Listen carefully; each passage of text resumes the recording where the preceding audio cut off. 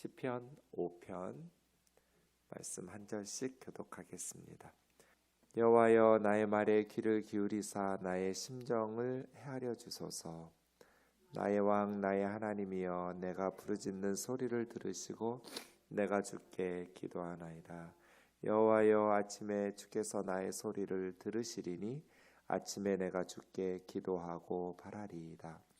주는 죄악을 기뻐하는 신이 아니시니 악이 주와 함께 머물지 못하며 오만한 자들이 주의 목전에 서지 못하리이다. 주는 모든 행악자를 미워하시며 거짓말하는 자들을 멸망시키시리이다. 여호와께서는 피 흘리기를 즐기는 자와 속이는 자를 싫어하시나이다. 오직 나는 주의 풍성한 사랑을 힘입어 주의 집에 들어가 주를 경외함으로 성전을 향하여 예배하리이다. 여호와여, 나의 원수들로 말미암아 주의 의로 나를 인도하시고 주의 길을 내 목전에 곧게 하소서. 그들의 입에 신실함이 없고 그들의 심중이 심히 약하며 그들의 목구멍은 열린 무덤 같고 그들의 혀로는 아첨하나이다. 하나님이여, 그를 정죄하사 자기 꾀에 빠지게 하시고 그 많은 허물로 말미암아 그들을 쫓아내소서. 그들이 주를 배역함이니이다. 그러나 주께 피하는 모든 사람은 다 기뻐하며 주의 보호로 말미암아 영원히 기뻐 외치고 주의 이름을 사랑하는 자들은 주를 즐거워하리이다. 여호와여, 주는 의인에게 복을 주시고 방패로함 같이 은혜로 그를 호위하시리이다. 아멘.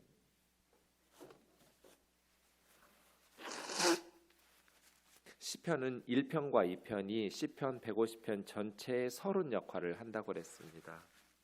사본에 따라서는 1편, 2편을 나누지 않고 그냥 하나의 시편으로 보기도 합니다. 그래서 1편, 2편 보통은 나누어서 3편을 3편이라고 이렇게 부르는데 사도행전 13장에 보시면 시편 두 번째 편에 시편 세 번째 편에 이런 말씀이 나오거든요. 그런데 사실은 사도행전 13장 33절인데요. 시편 2편의 내용을 인용하면서 시편 두 번째 편에 이렇게 말하는 사본도 있지만 시편 첫 번째 편에 이렇게 말하는 내용도 사본도 있습니다. 그래서 시편 1, 2편이 시편 전체에 짝을 이루면서 서론 역할을 한다. 시편 1편은 하나님의 말씀에 주야로 묵상하면서 순종하는 삶이 복 있는 삶. 그래서 시편은 하나님의 말씀을 순종하면서 말씀에 대한 태도에 따라서 의인의 길과 악인의 길이 나뉘거든요.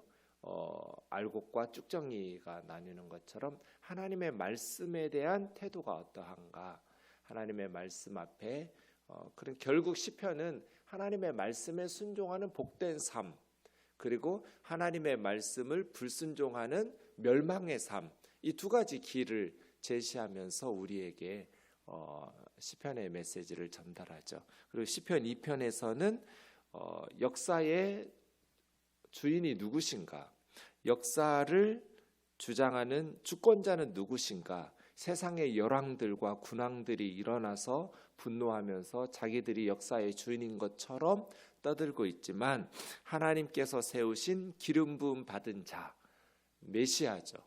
하나님의 아들 그리스도께서 이 세상을 다스리시고 이 세상을 주관하신다. 이 시편 2편이거든요. 그러니까 결국 두 가지가 시편의 서론이면서 전체의 주제인 거예요. 하나님의 말씀과 하나님께서 기름 부어 세우신 메시아 그리스도에 대한 태도.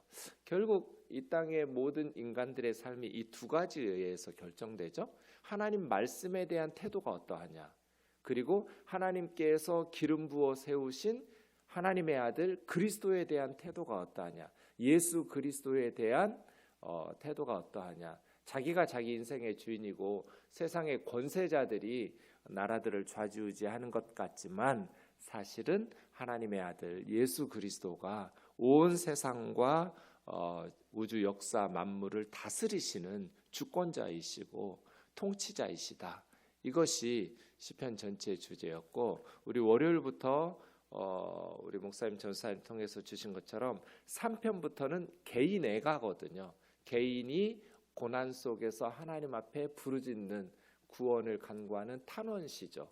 특히 다윗이 압살롬의 쿠데타, 참 괴로운 일이죠. 자기 아들이 믿었던 신하가 배반해서 쿠데타가 일어난 것도 가슴 아플 텐데, 자기 아들 압살롬이 다윗 왕을 이렇게 죽이겠다고 몰아내고, 아버지를 몰아내고 권력을 차지하겠다고 하는 그러한 역사적 배경으로 하고 있는 이 3편부터는 굉장히 좀 아프죠. 3, 4, 5편이 그런 개인의 애가인데요. 특히 시간들이 좀 나와서 3편은 아침의 기도, 4편은 저녁의 기도, 그리고 오늘 5편은 철야 기도, 이렇게 말하는 분들도 있습니다. 3절에 보면 아침이라는 말, 보케르라는 말이 2번 나오는데요. 어쨌든 밤새 기도하고 이른 아침 새벽에, 이 보케르는 아침이라고 번역하기도 하고 새벽이라고 번역하기도 하는데, 어쨌든 이른 아침에 하나님 앞에 탄원하는, 기도하는 개인의 애가라고 말할 수 있습니다. 여러분, 어제 우리 박 목사님 말씀하신 것처럼 시편을 나눌 때는 문단 나누기 하시는 게 좋고요. 그건 정확하게 여러분은 뭐 자세히 하기보다는 크게 나누는 것이 좋습니다. 오늘 5편은 네 부분이나 5부분으로 아마 되게 나눌 것 같습니다. 쭉 읽다 보면 내용이 바뀌는 부분이 나와요. 그럼 거기가 2연이 시작되는 부분이고, 또 계속 내용이 비슷한 내용이다가 내용이 바뀌는 내용이 나오면 거기가 3년이 시작되는 구절인 거예요. 그런 식으로 나누면서 전체적인 이 시편의 구조를 파악하면서 내용을 파악해야 바르게 해석할 수 있습니다. 1절부터 보시죠. 여호와여, 나의 말에 귀를 기울이사 나의 심정을 헤아려 주소서. 여호와여, 보통 이렇게 부르는 호칭들 주목해 보세요. 1절은 하나님을 부르면서 기도하고 있죠. 나의 말에 귀를 기울이사 나의 심정이라고 번역한 하길, 이 하기라는 단어는 사실은 신음소리, 이렇게 하는 게 좋아요. 심정이라고 하는 것이 꼭 잘못된 번역은 아니에요. 왜냐하면 묵상하고 이렇게 속으로 묵상하고 생각하는 것도 하기그라고 번역하기도 하거든요. 근데 보통 이거는 속삭이는 소리거나 이렇게 조그맣게 우리 기도할 때 막 부르짖을 때도 있지만, 그냥 남은 이렇게 못스럽게 기도하는지 모르는지 막 끙끙 앓으면서 너무 고통스러우니까 신음소리 내듯이 조용히 속삭이듯이 하나님 앞에 뭐 생각 속으로 묵상해서 우리 심정 이렇게 한 것 같은데, 보통은 신음소리를 헤아려 주십시오. 그러니까 나의 말은 그 고통 속에서 간구하는 말이겠죠. 네. 이 시편이 다윗의 시라고 써 있지만, 사실은 르다윗이라는 말은 다윗이 직접 지었다는 뜻이 아니에요. 다윗에게 속한, 직역하면 그런 뜻이어서 다윗의 이름으로 수집된 시들이 있어요. 다윗의 이름으로 이렇게 모아놓은 시. 대부분 다윗이 짓기도 했겠지만 다윗이 직접 짓지 않은 시들도 있어요. 그건 정확하지 않아요. 어제 말씀하신 것처럼 다윗의 시 인도자를 따라 관하게 맞춘 노래, 이 시편의 표제어는 히브리어 원문에서는 1절로 시작하고 있지만 우리 한글 성경에서는 그냥 표제어로 쓴 것이, 그건 성경 저자가 쓴 건 아니거든요. 후대 랍비들이 그 시에 대해서 추측하면서 덧붙인 것이 설명이지, 성경 저자가 이렇게 쓰지는 않았거든요. 그러니까 이 시인이 다윗이라고 하는 분들도 있지만, 많은 현대 시편 연구가들은 다윗보다 훨씬 후대의 사람 아닌가. 3절에 뭐 여러 가지 내용, 특별히 7절에 주의 집, 성전, 다윗 시대에는 성전은 없었잖아요. 뭐 그걸 꼭 성전 건물이라고 생각 안 하고 다윗으로 이 시편의 저자를 보는 사람들은 언약궤가 있는 곳이 성소니까 뭐 이렇게 다윗의 시로 주장하기도 하고, 어쨌든 시인이 누군지 정확하게 알 수는 없지만 다윗일 수도 있고 아닐 수도 있습니다. 어쨌든 이 시인이 주님 앞에서 신음소리를 내는 고난 속에서 하나님 앞에 기울여달라. 참 대담하죠. 명령형이거든요. 귀를 기울이십시오. 심정을 헤아려 주십시오. 이게 다 원문으로 보면 명령형이에요. 하나님 앞에 이렇게 명령형으로 말할 수 있다라는 것이 참 놀랍다는 생각을 하는데, 그것이 이제 하나님의 자녀인 하나님의 백성인 성도들의 특권이죠. 누가 감히 하나님에게 이러라 저러라 명령할 수 있겠어요. 그런데 우리는 고난 속에서, 고통 속에서 하나님 이거 해달라고 이렇게 간청하면서 요청할 수 있는 거죠. 기도는 허공에다가 그냥 한번 답답하니까 주저리 말하는 것이 아니라 천지를 지으신 여호와 하나님, 우리를 하나님의 자녀로, 하나님의 백성으로 부르신 그 언약적 관계에 의해서 부르짖는 거거든요. 그 정확하게 나타난 게 이제 2절이에요. 나의 왕, 나의 하나님이여. 하나님이 왜 자기 왕이고 자기 하나님이에요? 언약을 맺었기 때문이거든요. 내가 너희 왕이 되고 너희는 내 백성이 되리라. 이게 언약이었죠. 예, 우리가 아빠한테 기도하는 거하고 간구하는 거하고 앞집 아저씨한테 도와달라고 간구하는 건 다르죠. 자기 아버지에게, 어머니에게 이야기하는 것은 관계가 다르잖아요. 앞집 아저씨, 이웃집 아저씨하고는. 하나님은 그냥 우리가 뭐 부처님한테 뭐 좀 해달란다거나 뭐 다른 신에게 뭐 좀 해달란다면 우리가 되게 쭈뼛거리고 되게 좀 불편하겠지만, 우리 하나님에게 요청하는 것은 다른 거죠. 그러니까 관계를 형성하는 것이고, 하나님과 우리 사이의 관계를 형성하는 구체적인 방법이 언약이거든요. 결혼식이라는 구체적인 방법을 통해서 남편과 아내가 법적인 관계가 형성되듯이 하나님이 나의 하나님, 나의 왕 되는 것이 언약이에요. 언약. 옛 언약, 구약 성경, 새 언약, 신약 성경. 예수 그리스도 안에서 우리와 하나님의 관계가 맺어진 거죠. 예수 그리스도의 십자가와 부활의 복음을 믿고 영접함으로써 우리가 하나님의 자녀가 되고, 힘으로도 능으로도 뭐 혈통적으로 인간의 육정으로 이루어지지 않아요. 하나님의 자녀 되는 것은 예수 그리스도를 영접하는 자, 곧 그 이름을 믿는 자들에게 하나님의 자녀가 되는 특권을 주신 거죠. 그래서 우리도 2절과 같이 하나님 앞에 하나님 나의 왕이시고 나의 하나님이라고 이렇게 하나님 앞에 확신을 가지고, 여러분 기도에 있어서 중요한 것은 확신이거든요. 허공에다가 그냥 한번 얘기해 본다 답답하니까가 아니라, 하나님은 나의 아버지고 나의 왕이시고 나의 하나님이시고 그 하나님 앞에 기도한다는 확신 말이에요. 우리 아이가 저에게 도움을 요청할 때 우리 아빠는 내 말을, 내 상황을 잘 헤아려 줄 거야. 아빠가 나의 말을 잘 듣고 판단해서 정말 나의 상황이 도움이 필요한 상황이라면 우리 아빠는 나를 도와줄 거라는 확신이 있으니까 말하겠죠. 그런 확신 말이에요. 뭐 인간 아버지 어머니하고는 비교할 수 없는 우리 하나님 아버지를 향한 확신 가운데 하나님 앞에 나의 부르짖는 소리를 들어달라고 내가 주님께 기도합니다 하면서 하나님 앞에 요청하고 있는 거죠. 도와달라고 부르짖는 소리를, 살려주세요, 도와주세요 하면서 부르짖고 있는 거예요.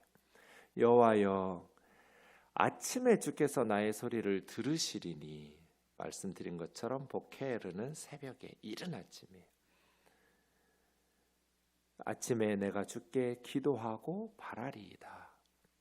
여러분 2절에서도 기도하나이다라고 번역했고 3절에서도 기도하고 바라리이다 이렇게 말했는데, 원문에 보면 단어가 달라요. 2절은 기도한다라는 단어예요. 팔랄, 기도한다. 그런데 3절에 기도한다고 번역한 것은 사실은 이건 기도하기보다는 아라크라는 이 단어는 뭔가를 배열시키고 정돈시키고 준비시키는 거예요. 군대가 전쟁을 위해서 전열을 갖추고 준비하고 짝 질서 있게 설 때도 이 단어를 쓰고요. 특히 여기에서는 제가 볼 때는 아침 저녁으로 상번제를 드리잖아요. 그래서 아침에 희생 제사를 드리기 위해서 제물들, 희생 제물들을 잘 배열시키고 준비시킬 때 이 아라크라는 단어 쓰거든요. 이건 뭐 전쟁의 상황은 아니니까 이른 아침에 제사를 드릴 때, 희생 제물을 배열할 때, 혹은 그렇게 아침 제사를 하나님 앞에 드리면서 하나님 앞에 나아가서 말씀을 드리고 기도를 드리고, 그래서 아마 기도하고 바라리이다 이렇게 쓴 것 같은데요. 번역한 것 같은데, 어쨌든 아침 희생 제사를 드리면서 하나님 앞에 간구할 말들, 그런 것들을 준비한 것, 내가 주께 준비하면서 기도하고 바랍니다. 뭐 이런 의미인 것 같아요. 어쨌든 2절과 3절에 기도라고 번역한 단어가 3절에서는 의미가 달라요. 아침 희생 제물을, 그러니까 이 사람은 밤새도록 하나님 앞에, 그래서 5장을 철야 기도라고 말하는 분도 있는 거예요. 밤새도록 하나님 앞에 기도하면서 이른 아침에 하나님 앞에 희생 제물을 바치고 기도하면서 주님의 판결을 기다리는 거죠. 기도하고 나서 우리가 우리 얘기만 하고 일어서서 예수님 이름으로 기도합니다 아멘 하고 가버리는 경우가 많은데, 기다려야죠. 하나님께서 뭐라고 말씀하시는지를 기다려야 돼요. 그러니까 기도는 그냥 하나님 앞에 답답하니까 내 하소연하는 게 아닌 거예요. 하나님 앞에 구했으면 하나님께서 그 기도 제목에 대해서 뭐라고 말씀하시는지를 기다리고, 뭐 즉각적으로 응답하실 때도 있지만 그 말씀을 가지고 기도한 내용들을 마음에 품고 있을 때, 뭐 살면서 어떤 때는 설교를 통해서, 어떤 때는 다른 사람의 말을 통해서, 책을 통해서, 성경을 통해서 특히 하나님께서 응답하시거든요. 그러니까 기도하고 하나님께서 그 기도 제목에 대해서 뭐라고 응답하시는지를 바라고 기다리는 것이 필요하죠. 여러분, 그러면 4절부터는 이연이 시작되거든요. 1, 2, 3절은 계속 여호와여 나의 왕 나의 하나님이여 여호와여, 이렇게 계속해서 하나님을 부르면서 아침에 기도하되 절박하게 기도하죠. 참 절박한 상황에서 계속 반복해서 하나님, 나의 말에 귀를 기울여 주세요. 나의 신음소리를 헤아려 주세요. 나의 왕 나의 하나님, 내가 부르짖는 소리를 들어주세요. 내가 주께 기도합니다. 여호와여, 아침에 주께서 나의 소리를 들으시리니 아침에 내가 주님께 기도하고 바라겠습니까? 바라겠습니다. 정말 절박한 상황에서 하나님 앞에 부르짖고 있는 모습을 볼 수 있습니다. 그런데 왜 하필 아침에 하나님 앞에 기도하면서 바랄까요? 이건 새벽 기도에 하라는 의미일까요? 그렇다기보다는 고대 이스라엘에서는 주로 아침에 재판정 판결을 내려요. 이른 아침에. 성경에도 보면 이른 아침에, 여러분 사무엘하 15장에 보면 압살롬이 아버지 쿠데타 할 때 어떤 식으로 시작하냐면, 새벽 일찍 일어나서 왕궁 출입문 쪽에 나가고, 이제 사람들이 재판을 요청하려고 예루살렘 왕궁으로 갈 때 압살롬이 그 재판하러 온 백성들의 마음을 빼앗죠. 그래서 따로 빼돌려서 무슨 일이냐고 하니까 이러이러한 억울한 일 때문에 내가 왕에게 재판하러 간다고. 그러면 압살롬이 그 문제를 내가 해결해 주겠다고 하면서 따뜻하게 위로해 주면서 바로 잡아주고, 그런 식으로 할 때 압살롬이 이른 새벽에 아침이 일찍 일어나서, 사무엘하 15장 2절에 보면 그렇게 말하거든요. 아침 일찍 판결이 이루어지는 거예요. 예레미야 21장 12절이나 시편 101편 8절이나 이런 구절들이 새벽에 아침 일찍 다 보케르예요. 보케르의 판결이 나오거든요.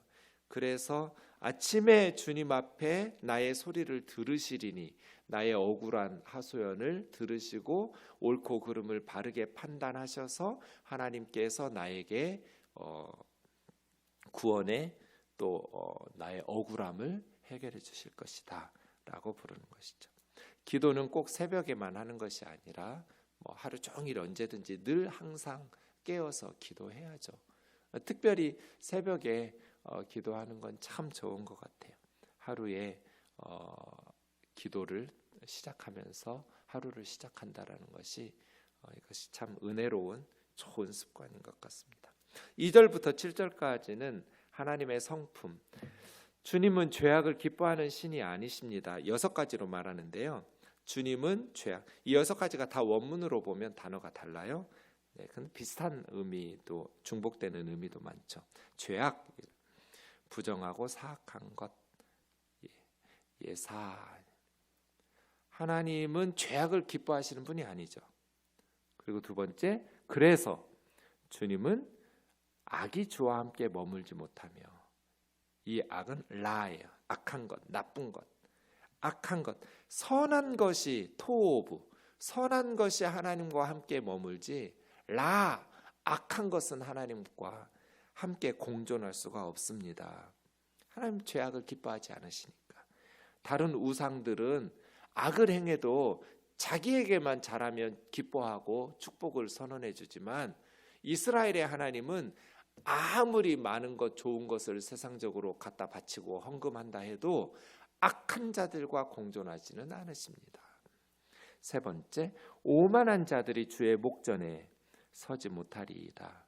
오만하다라고 말하는 것은 할랄인데요. 할랄은 할렐루야가 나온 것처럼 찬송하다라는 뜻도 있고, 시편이라는 것이 할랄이라는 단어의 테흘림이라고 말하거든요.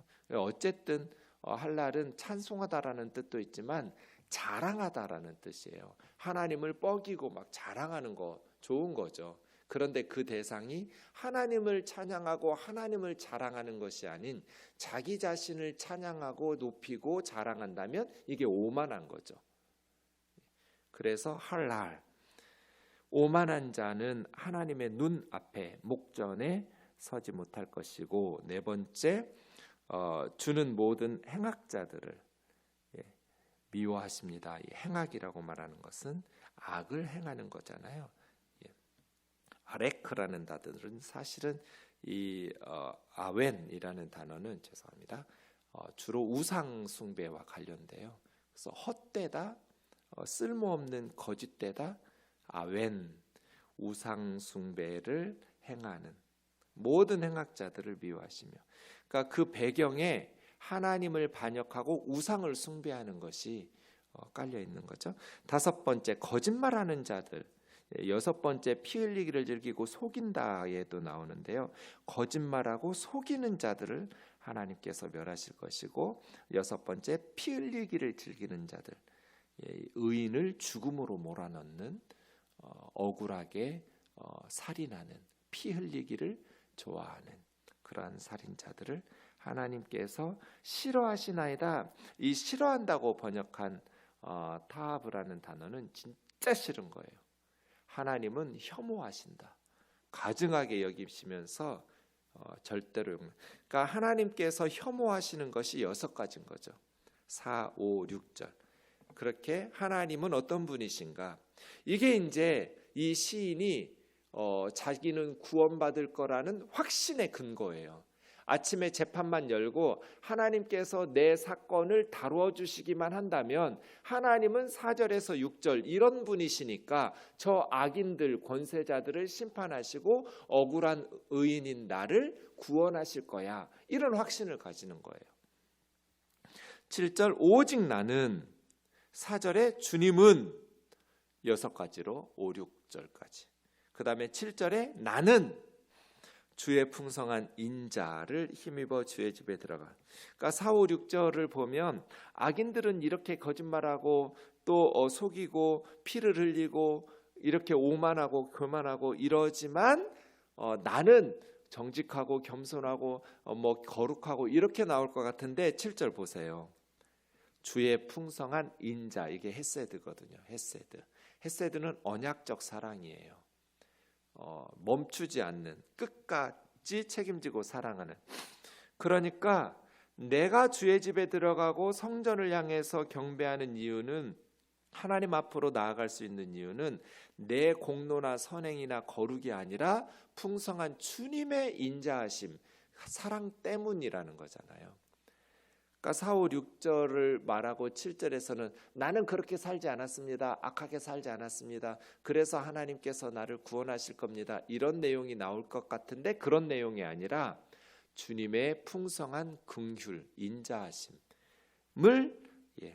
내가 악인들보다 더 선해서 더 거룩해서가 아니라 이 사건에 대해서 억울하지만 그럼에도 불구하고 나의 공로로 하나님 앞에 나아가는 것이 아니라 주님의 은혜로, 주님의 풍성한 사랑을 힘입어 주를 경외함으로 성전을 향하여 예배하리이다. 성전이 꼭 건물이 아니라 거기에 하나님 임재하시는 곳이니까 하나님을 향하여 경배하리이다. 그런데 어떻게? 주를 경외함으로. 경외라는 것은 경건한 두려움이거든요. 막 공포스러운 두려움은 아니지만 하나님에 대해서 경건한, 그러니까 하나님의 풍성하신 헤세드, 인자하심은 우리를 방종과 버릇없음으로 나아가면 안 되죠. 가끔 하나님 앞에서 너무 버릇없는 분들이 있어요. 무슬림들은 성경을 바닥에 놓지도 않아요. 이렇게 들고 다녀요. 그런데 우리는 너무 성경, 하나님의 말씀을 이렇게 함부로 막 던지고 먼지 수북이 쌓이고 막 다른 책 다루듯이, 물론 우리가 책 요런 어떤 물건 내 신성시할 필요는 없지만 그래도 하나님의 말씀이 들어있는데, 저는 그런 자세들, 성경을 이용해서 설교해 먹는, 성경을 이용해서 자기의 목적을 추구하는 이런 쉽게 자기가 막 가지고 이용해 먹어도 되는 것처럼 성경에 대해서 함부로 말할 때 마음이 언짢은데요. 또 하나님에 대해서 우리가 경외심이 있다면 하나님의 말씀과 또 하나님의 집과 또 모든 언행이 하나님 앞에서 경외감이 있어야죠. 하나님을 친근하게 친밀하게 사랑하면서, 이것은 맞지만 오늘 시편 저자도 나의 하나님, 나의 왕 막 명령형을 쓰기도 하고 하지만 7절에 주를 경외함으로, 하나님 앞에서 언제나 반듯한 자세로 그렇게 경외함으로 나아가죠. 1절에서 7절까지가 왔는데 아직 구체적인 상황이 나오지 않았어요. 그죠? 이 사람 지금 어떤 상황인지 1, 2, 3절은 들어달라고 탄원하고 간청하고 있고요. 4, 5, 6, 7절은 하나님은 악을 싫어하는 분이다. 그래서 나는 악을 싫어한다 이렇게 말할 것 같지만 하나님의 풍성하신 인자를 힘입어 하나님께 나아가고 경외함으로 하나님께 경배하겠다 이렇게 얘기했어요. 구체적인 내용은 8절부터 나옵니다. 여호와여, 나의 원수들로 인하여, 원수들 때문이에요. 원수들이에요. 많아요.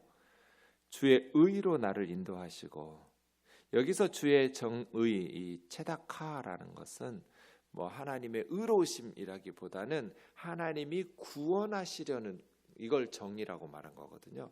원수들을 무찌르시고 이 죄 없는 사람을 구원하시는 것이 하나님의 정의예요.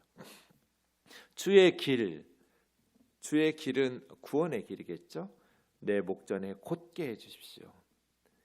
그 원수들의 입에는 신실함이 없습니다.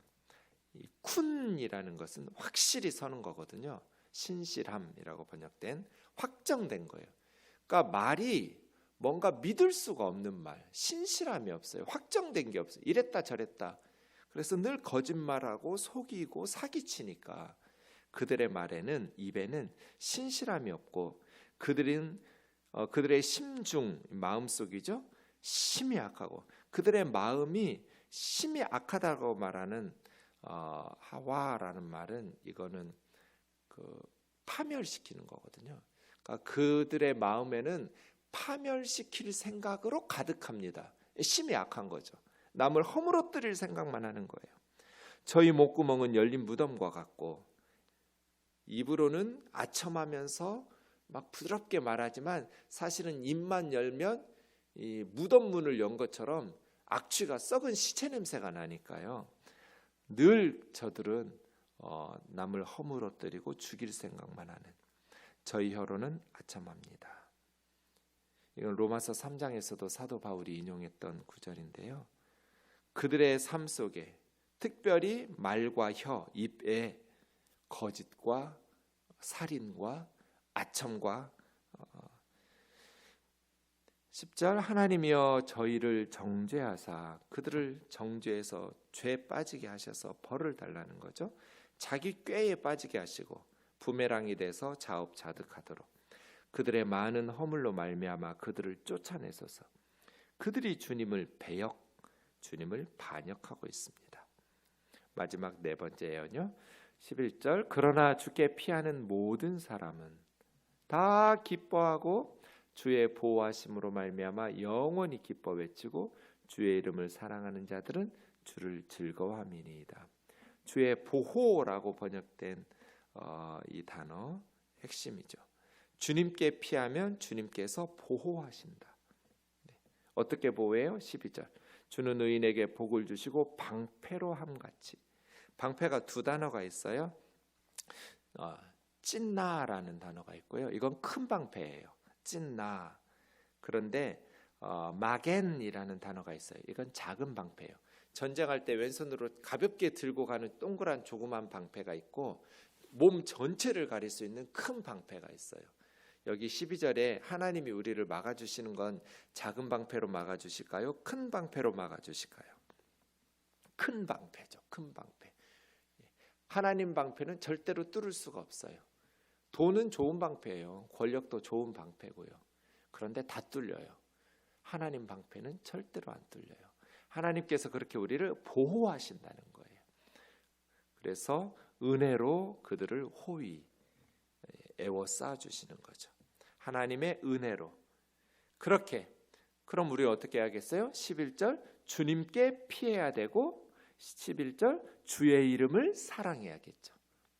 주님께 피하는 자들, 주의 이름을 사랑하는 자들, 주님께서는 방패로 보호해 주시고 복을 주시고 은혜로 에워싸고 둘러싸 주셔서 지켜주신다. 그래서 즐겁게 기쁘게, 여기서는 막 기뻐가지고 환호성 치는 거거든요.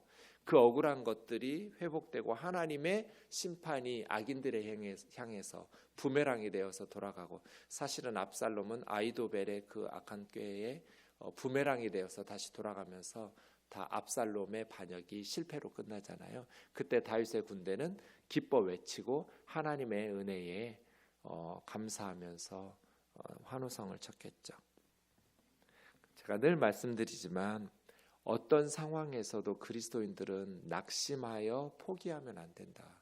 기도할 수 있잖아요. 이렇게 상황이 너무나 진짜 절박한 상황이에요. 어떤 상황인지 정확히는 알 수 없지만 원수들이 에워싸고 거짓말로 이게 사울 왕에게도 다윗은 너무너무 억울하게 사울에게도 오랫동안 시달렸지만 압살롬에게도 그렇고요. 이 시가 다윗의 시라면 정말 억울할 때 많았죠. 이제 끝났구나. 여기가 이제 내가 죽을 자리인가 보다.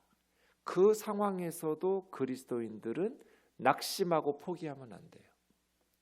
왜냐하면 하나님이 우리 왕, 우리 아버지, 우리 하나님이니까. 나의 왕, 나의 하나님이요 하면서 부르짖어야 돼요. 그리고 항상 하나님하고는 한편 먹고 싸워야 돼요. 하나님하고 반대편에 있으면 안 돼요. 하나님하고는 언제나 한편 먹고 싸워라. 그래야 어떤 상황에서도 이길 수 있으니까. 하나님하고 한편 먹는 방법은 내가 잘못됐다 싶으면 회개하면 돼요. 회개하고 하나님 편에 돌아가면 되고, 그래야 하나님께서 구원하실 수 있죠. 도우실 수 있어요. 그래서 늘 하나님과 동행하고 하나님과 함께하면서 오늘도 믿음으로 승리하시기를 원합니다. 기도하겠습니다. 사랑하는 하나님 아버지, 절박하고 구구절절합니다. 그러나 우리의 구원의 확신의 근거, 하나님은 악을 기뻐하는 신이 아니고, 그래서 하나님은 악한 것을 오래 참고 영원히 공존하면서 놔두시지 않고 때가 되면 하나님께서 심판하시는 분이시기 때문에 오래 참으시지만, 죄인에 대해서도 자비와 긍휼이 풍성하시지만 억울하게 고난받고 또 부르짖는 주의 백성들의 탄식 소리도 들어주셔서 속히 응답하셔서 하나님의 놀라우신 구원을 허락하여 주옵소서. 어떤 상황에서도 포기하지 말고 하나님 앞에 기도하고 간구하는 기도의 사람들이 되게 하여 주시옵소서. 예수님의 거룩하신 이름으로 기도하옵나이다. 아멘. 하늘에 계신 우리 아버지여, 이름이 거룩히 여김을 받으시오며 나라가 임하옵시며 뜻이 하늘에서 이룬 것 같이 땅에서도 이루어지이다. 오늘날 우리에게 일용할 양식을 주옵시고 우리가 우리에게 죄 지은 자를 사하여 준 것 같이 우리의 죄를 사하여 주옵시고 우리를 시험에 들게 하지 마옵시고 다만 악에서 구하옵소서. 나라와 권세와 영광이 아버지께 영원히 있사옵나이다. 아멘.